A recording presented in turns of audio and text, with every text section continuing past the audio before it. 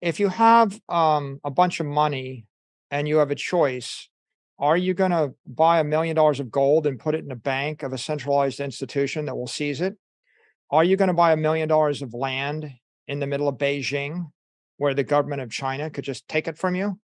Are you going to buy $1 million worth of a stock in a Chinese company? How about an American company? How about an Argentinian company? Or are you going to buy $1 million worth of a crypto asset that's in cyberspace beyond the reach of a government or a corporation? On Tuesday, while speaking in a panel discussion on digital finance hosted by Banque of France, Federal Reserve Chairman Jerome Powell provided an update on a central bank digital currency for Americans.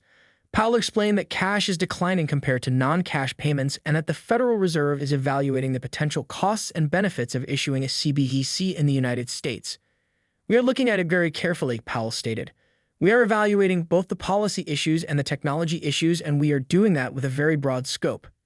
He added that the central bank has not decided whether to proceed but will work with Congress and the executive branch to reach a decision about the highly controversial digital currency. "We see this as a process of at least a couple of years where we are doing work and building public confidence in our analysis and our ultimate conclusion." Powell's update shows a significant chance of Americans getting a government-controlled digital currency, despite the ongoing witch-hunting campaign against digital assets like Bitcoin. A CBDC will run on the same decentralized ledger technology as Bitcoin and other crypto assets. But there is one big difference, which is the amount of control that governments will be able to exert on their own digital currency. In a recent interview, former MicroStrategy CEO Michael Saylor extensively discusses how Bitcoin can help investors avoid government overreach or having to bend to suit the will of an irrational, dictatorial government. Whether in China, where the Chinese Communist Party rules with an iron fist, in Lebanon, where depositors had to rob banks to get back their savings, or in Argentina, where inflation is expected to hit 95 by year-end, Saylor says everyone needs Bitcoin. We will now take you in Michael Saylor's interview. But before we do, please take a little time to like this video, subscribe to the channel, and turn on post notifications for more videos like this. Also, be sure you drop your comments and observations in the comments section below. Thanks and enjoy the video. I think that if you're an individual looking for the rational path forward, what you want to do is embrace technologies or ideologies that reinforce individual sovereignty and freedom, and they're rational. So hence Bitcoin. If you take all of your money and all of your power and you put it in the middle of Beijing, right? They own you. And what if your life is not consistent with the policies of that government, then you lose everything. When you put if you took all your money and you invested it in New York City, the mayor of New York could just take it. And if New York, if you took all your money and you put it in New Zealand and New Zealand locked down the economy for a year, right? Then they own you. So if you're looking for sovereignty and freedom or a rational path forward where you get a choice, then you need to actually put your property beyond the reach of a government that might be irrational or that might be capricious. And you need to put it beyond the reach of a corporation that might be influenced by said government. In his interview, Saylor also examines the possibility that governments will try to crack down on the leading crypto asset by placing heavy taxes on investors. According to Saylor, if some governments do that, they would be opening the door for Bitcoin investors to go to other places, as it becomes a decision between freedom and wealth and restriction and destitution. The point really is you have a physical presence in this world. And so ultimately, maybe they won't let you out through the airport. Right? What if I just tell you I'm going to murder you next Monday? Will you leave? Will you stay? Right? Maybe you can't leave. Right? But the point is there are a whole set of decisions you can make in life where you don't have the choice. If you make the decision to invest your family's life savings in a building in a country in Africa run by a dictator, you have given up the option to live in Europe. You've given up the option to leave. You've given up the option to do anything. So the question really is, do you want the option or do you want to give up the option? Because one is a choice of death. The other is a choice of life. There is no guarantee. If you leave Africa and come to the US, it seems like it's pretty obvious to me. Like the truth is everybody in the world would leave a weak country and come to a strong country everybody. That's why we have a border issue, right? Everybody wants to be in America. So that's not a hard sell. If you come back to the issue of, well, I'm an entitled American, will I ever want to leave America? Maybe you won't. But the point there is, if you had a choice between being rich and living in Texas or being destitute and living in California, would you cling to California and be destitute, or would you be rich and live in Texas? Because that doesn't seem so controversial either.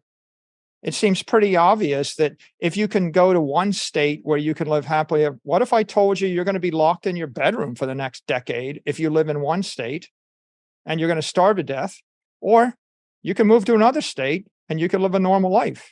Well, isn't it obvious that you would like the option to live in the place that will allow you to breathe the air freely and conduct your business? Right? When one place says you can't sit at dinner with your family and the other place says you can have dinner with your family, you're going to want to leave from point A to point B. So you won't be able to do it if your property is fixed, right? I mean, a lot of Jews died in Nazi Germany in the 30s because their property was fixed in Germany. They didn't want to leave and they got trapped there. If their property had been in a crypto asset like Bitcoin and they could have left, they'd be alive. And it's not that hard to make that point. And you can illustrate that with every expatriate and every immigrant fleeing, every war zone. Everybody has a choice as to where they will place their livelihood, what corporation they will be dependent upon, what regulator they will be dependent upon, what government they will be dependent upon, right? You have a lot of choices today. Just be rational.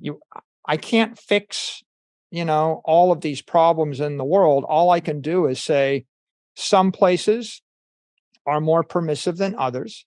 On the margin, I would guess that your odds of being able to operate your business in the face of a potential pandemic are higher in Texas than they are in certain left-leaning states.